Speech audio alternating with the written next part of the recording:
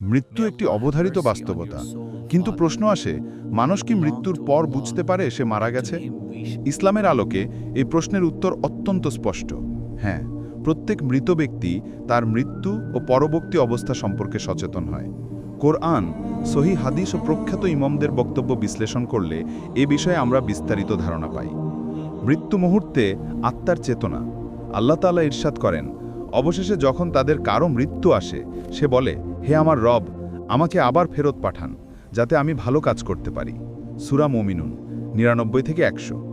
এ আয়াতে স্পষ্ট, মৃত ব্যক্তি জানতে পারে যে সে মারা গেছে এবং অনুতপ্ত হয়ে আমল করার জন্য দুনিয়াতে ফিরতে চায়। বারা ইবনে আজেব রাদিয়াল্লাহু বর্ণিত বিখ্যাত হাদিসে এসেছে, রাসূলুল্লাহ সাল্লাল্লাহু আলাইহি ওয়াসাল্লাম বলেছেন, যখন একজন মুমিন মৃত্যুর কাছাকাছি পৌঁছায়, তখন আসমান থেকে সুন্দর ও উজ্জ্বল চেহারার ফেরেশতারা আসেন। ফেরেশতারা জান্নাতের সুগন্ধি ও কাফন নিয়ে আসেন। মালাকুল মাউত বলেন, হে শান্ত আত্মা, আল্লাহর ক্ষমা ও সন্তুষ্টির দিকে বেরিয়ে এসো। আত্মা তার শরীর থেকে পানির ফোঁটার মতো সহজে বেরিয়ে যায়। আর বদকারের প্রাণ নেন আজাবের ফেরেশতারা। তারা কালো চেহারা নিয়ে আসেন। তারা বলেন, হে নাপাক আত্মা, আল্লাহর গজব ও ক্রোধের দিকে বের হয়ে আয়। আত্মা তখন কষ্ট সহকারে ছটফট করে বের হয়। মুসনাদে আহমদ ১৮,৫৫৭। এই হাদিস প্রমাণ করে যে ভালো খারাপ সবাই তার মৃত্যুর অবস্থা বুঝতে পারে। মৃত ব্যক্তি সবকিছু শুনতে পায়। রাসূলুল্লাহ সাল্লাল্লাহু আলাইহি ওয়াসাল্লাম বলেন, যখন মানুষকে কবরস্থ করা হয় এবং সেখান থেকে মানুষ সরে যায়, তখন সে তাদের পদচাপ শুনতে পায়। বুখারী ১৩৩৮, মুসলিম ১৮৭০।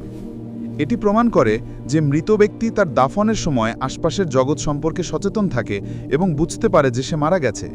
ইবনে তাইমিয়া বলেন, মৃত ব্যক্তি তার দাফন ও পরবর্তী অবস্থা বুঝতে পারে। মাজমুআল ফতোয়া ২৪/৩৬। কবরে মুনকার নাকিরের প্রশ্ন ও অনুভূতি। হাদিসে এসেছে, তার আত্মাকে আবার তার দেহে ফিরিয়ে দেওয়া হয়। এরপর দুই ফেরেশতা এসে প্রশ্ন করেন, তোমার রব কে? তোমার দিন কি? মুসনাদে আহমদ ১৮,৫৫৭। এ সময় সে জবাব দিতে পারুক বা না পারুক, বুঝতে পারে যে সে মৃত এবং পরকালের এক নতুন জগতে প্রবেশ করেছে। জান্নাত ও জাহান্নাম দেখানো হয়। কবরে প্রতিদিন জান্নাত জাহান্নাম দেখানো হয় মৃত ব্যক্তিকে। হযরত আব্দুল্লাহ ইবনে ওমর রাদিয়াল্লাহু থেকে বর্ণিত, তিনি বলেন, রাসূলুল্লাহ সাল্লাল্লাহু আলাইহি ওয়াসাল্লাম বলেছেন, যখন তোমাদের কোনো ব্যক্তি মারা যায়, তখন সকাল সন্ধ্যায় তার পরকালের আবাসস্থল তার নিকট পেশ করা হয়।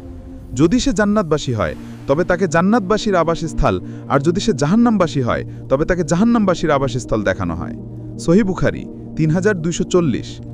অর্থাৎ মৃত ব্যক্তি উপলব্ধি করতে অসুবিধা হয় না যে সে দুনিয়ার জীবন শেষ করে চূড়ান্ত লক্ষ্যের দিকেই এগোচ্ছে। কবরে জান্নাতি ও জাহান্নামীদের অবস্থা। জান্নাতীদের কবর ৭০ গজ প্রশস্ত হয়ে যাবে। আলোর ব্যবস্থা করা হবে, তাকে জান্নাতের বিছানা দেওয়া হবে, জান্নাতের পোশাক পরানো হবে, তাকে এমন শান্তির ঘুম পাড়ানো হবে, কিয়ামতের আগে তার ঘুম ভাঙবে না। তার দিকে জান্নাতের স্নিগ্ধকর হাওয়া ও সুগন্ধি বইতে থাকবে। ওই দরজা তার দৃষ্টি সীমা পর্যন্ত প্রশস্ত হবে। আর বদকারকে মাটির চাপ সহ কঠিন শাস্তি পেতে হবে।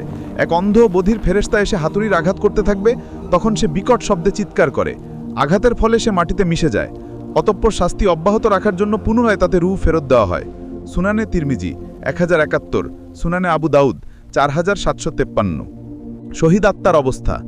এক দীর্ঘ হাদিসে এসেছে, শহীদদের আত্মা সবুজ পাখির পেটে থাকে এবং তারা জান্নাতে বিচরণ করে। তখন তারা খুব সুখ শান্তির মধ্যে থাকে।